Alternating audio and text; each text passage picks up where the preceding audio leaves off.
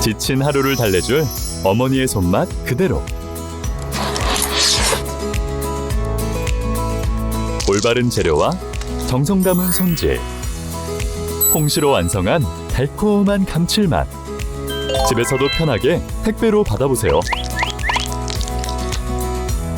매콤하게 땡기는 감칠맛. 장간의 양념게장. 검색창에 장간의 양념게장을 검색해보세요. 자, 디임돌. 이거 잠정 중단이 아니라 일단은 유예죠. 24일날 결정난다고 했고, 이보다 55조 대출 푼다.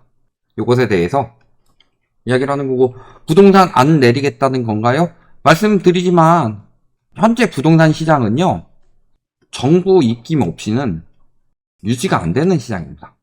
보통, 많은 사람들이 이야기하는 게 뭐예요? 수요, 공급의 논리. 이건 자본주의의 뭐 기본이라고 하는데, 언론에서 수요 공급의 논리를 왜곡해서 문제인 거지, 실질적으로 수요 공급의 논리는 뭐만 보면 돼요? 거래량하고 매물. 그래서 서울의 아파트 매물만 보더라도요, 집값이 폭등하던 시기에는 4만 건 안팎인데 현재요 8만 건 넘어갔죠. 공급 과잉이에요? 아니면은 굉장한 공급 과잉이에요? 어마어마한 공급 과잉이죠. 2배가 됐는데. 그리고 또 한 가지 봐야 될 게 거래량. 자, 매물은 공급 과잉임을 말하고 있습니다. 거래량. 그래도 올해 거래량 많이 늘었는데 정부에서 돈 풀어서.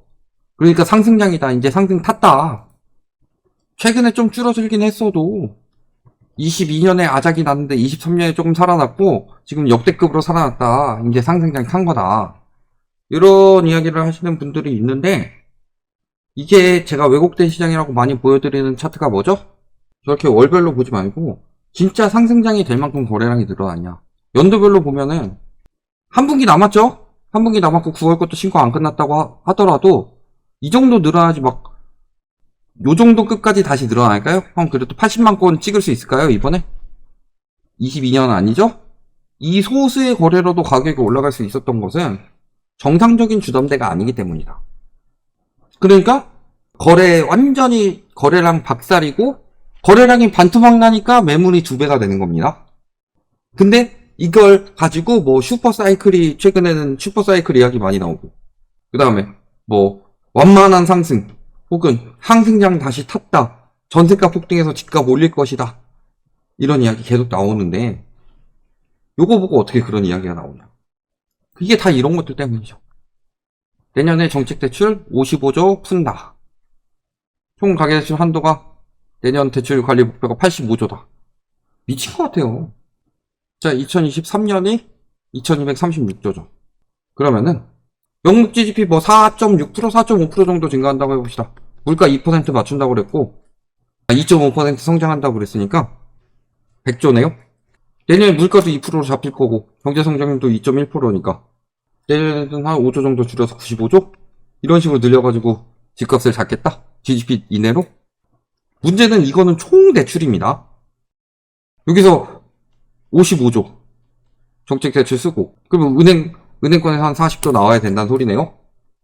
근데 문제는 1금융권에서만 대출이 나오는 게 아니죠.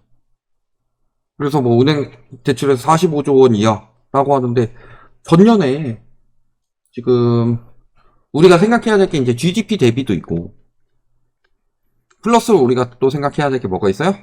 은행권 DSR. 그래서 은행권 DSR에서 올해 1.5에서 2% 상승시킨다고 했었죠. 요게 11.6조 정도 됐습니다. 12조 잡고 명목 GDP까지 한다고 해서 내년에 2배로 푼다고 해도 24조인데 그럼 나머지 돈은 어디서 나올 거예요? 특히 저 55조 요거 어떻게 받아나가냐. 요때까지 3월까지 마이너스 하다가 이 뒤에 올라갔는데, 문제는 요 3월까지 마이너스도 주택도시기금에서 뺏었었다고 그랬죠. 그러면 도시기금에서 빼다 쓸 돈 없으니까 저 대출을 모두 다 은행권 대출로 늘릴 거란 말이죠. 저런 걸로 얼마나 가능하겠냐. 근데 문제는 대출만 문제가 아니다. 우리가 제일 먼저 생각해야 될 건요, 첫 번째, 대출 총액을 이만큼 내준다고 해서 이걸 다 받느냐. 자, 신생아 특례 대출 공급 규모가 27조 원이라고 그랬습니다. 아까 뭐 55조 공급하면은 뭐 상환하는 거 합쳐서 한 40조 정도 나온다. 그러면 대략 공급액의 70% 정도가 나온다는 소린데, 그러면 27조 공급했으면은 올해도 상환되는 것까지 합치더라도 70% 나오면 얼마여야 돼요? 14, 5조는 나왔어야 되죠. 저런 추산상이라면. 근데 신생아 특례 7조밖에 신청 안 됐죠. 왜? 얘는 기준이 까다로우니까. 중요한 건요, 지금 이 55조 대출이 어떻게 나오느냐가 문제예요. 기준이 중요한 거예요, 기준. LTV 70%요? 이거 솔직히 하등 소용없습니다. 정확히 말씀드릴게요. LTV 70%로 낮춰도 별로 그다지 효과 없을 거예요. 대상을 줄이는 게 핵심이에요. 그래서 자주 말씀드린 게 이제 DSR. 요거는 한번 적용하면 없앨 수 있는 건 아니기 때문에 이게 지금 가장 필요한 건데, 요거를 지금 박상욱 국토부 장관이 죽어라 반대하죠. 정책대출 때문에 오른 것 아니고, 정책대출은 저소득자에게 내준 것이기 때문에 대상을 안 줄일 것이다. 그러니까 저런 식으로 반대를 하게 되면요, 적어도 소득 기준이라도 다시 낮춰야 된다. 사실상 DSR을 적용을 안 하면 안 돼요.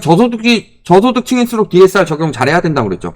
예를 들어서 연 1억 버는 사람 DSR 60% 내더라도 세전 4천은 나옵니다. 근데 3천 버는 사람 DSR 40%만 맞춰도 1,800밖에 안 나와요. 근데 이런 사람들한테 DSR 70%씩 빌려주게 되면 어떻게 돼요? 900만 원 가지고 1년 내 써야 돼요. 저소득층일수록 DSR을 완화를 하면은 내수에 쓸 돈이 없다. 먹고 살기 힘들다. 그래서 무너지기 딱 좋다. 그래서 보금자리를 못 갚는 사람들이 10배나 늘어났다. 정책대출을 그렇게 무식하게 해주니까. 그러니까 지금 재미나님 말씀하신 것처럼 서브프라임들한테 대출을 마구 내주는 거예요. 미국이 그러다 어떻게 됐냐. 미국이가 폭격한 것처럼 그냥 라인 괜찮았나요? 폭락하지 않았냐. 아주 붕괴하지 않았냐. 근데 미국보다 한국 서브프라임이 훨씬 더 심할 수밖에 없어요. 미국은 처음 만든 거잖아. 우리는 알고도 처음 만든 거예요. 그러면은 왜 저렇게 디딤돌 대상이 늘어났다? 2023년 9월에 특례 일반형을 중단하면서 가계부채의 급감을 우려한 정부에서 23년 10월에 디딤돌, 버팀목, 소득 기준을 높여버립니다. 그래서 디딤돌의 경우 소득 기준 8,500만원까지. 저소득층 아니죠? 평균 소득 넘죠? 평균 소득을 넘는 대출은 정책 대출로 풀면 안 되는 대출이죠. 저소득층을 위한 대출이라면 저소득층을 위해서 풀어야 되는데 저소득층을 위해서 푸는 게 아니라 일반인들 도구나 카우나 정책 대출 받을 수 있게 해줬죠. LTV 줄이는 건 중요한 게 아니에요. 저 도구나 카우나 받게 하는 걸 없애버려야 된다. 적어도 평균 소득의 한 70%나 80% 이하만 받을 수 있다. 이런 형식으로 혜택이 들어가야지. 근데 진짜 고소득자 아니면은 받을 수 있는 대출이 어떻게 정책 대출이냐. 그러면은 저거야말로 자본주의에서 제일 잘못된 대출 아니에요? 자본주의의 논리는 시장이 흘러가는 대로 둬야 되는데 최근 2년간 나간 대출 중에서 73%가 정책 대출입니다. 자본주의의 논리에 가장 어긋나는 짓거리를 하고 있는 거죠. 그 다음에 기준금리가 올라갔는데 시중금리를 내리는 관치금융을 했다고 이번에 이복경 금감원장이 말했죠. 이거야말로 자본주의에 제일 어긋나는 거죠.